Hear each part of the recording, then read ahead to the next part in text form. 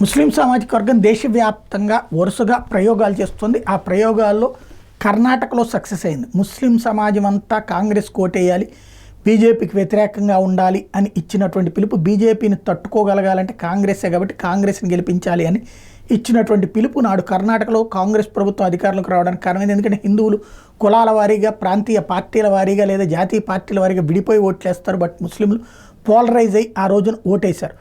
ఒకప్పుడు 1992 బాబ్రీ ఇన్సిడెంట్ తర్వాత డివైడ్ అయిపోయినటువంటి ముస్లింలు ఎస్పెషల్లీ ప్రాంతీయ పార్టీలకు వెళ్ళిపోయారు.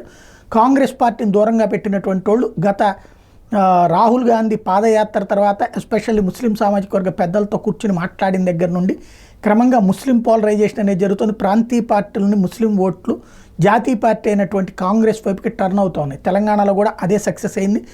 ఎంఐఎం పోటీ చేసిన చోట పోయిన మినహా మిగతా అన్ని చోట్ల కూడా బీఆర్ఎస్ని పక్కన పెట్టి కాంగ్రెస్ పార్టీకి ఓట్లు వేసినటువంటి సందర్భంలోనే గెలుపు సాధ్యమైంది. 20 నుంచి 30% ఓట్లు ఉన్నటువంటి నియోజకవర్గాలు అన్ని చోట్ల కూడా కాంగ్రెస్ పార్టీ విజయం సాధించినటువంటి పరిస్థితి. ఇప్పుడు అట్లాంటిదే మహారాష్ట్రని పూర్తి ప్రయోగశాలగా మారుతుంది. ఇప్పటిదాకా ఇవి తెర వెనకాల జరిగితే ఇప్పుడు తెర ముందు జరుగుతున్నటువంటిది డైరెక్ట్గా ఉలేమా సంస్థ ప్రకటించడం దగ్గర నుంచి వివిధ సంస్థలు, ముస్లిం సంస్థలు ఓపెన్గా కాంగ్రెస్ పార్టీకి లేదా మహావికాస్ అఘాడీకి ఓట్లేయమని ప్రకటించడం ఒక ఎత్తు అయితే, తాజాగా ఆల్ ఇండియా ముస్లిం పర్సనల్ లా బోర్డు కూడా ప్రెస్ కాన్ఫరెన్స్ నిర్వహించి మరి మహావికాస్ అఘాడీకి మద్దతు ప్రకటించింది. టోటల్గా 269 సీట్లలో అంటే 288 ఉంటే అందులో ఎంఐఎం లేదా ముస్లింలు ఇండిపెండెంట్లుగా పోటీ చేస్తున్న చోట్ల తప్ప మిగతా అన్ని చోట్ల కూడా మహావికాస్ అఘాడీకి ఓట్లేమని చెప్పి మౌలానా ఖలీల్ ఉర్ రెహమాన్, సజ్జాద్ నోమాని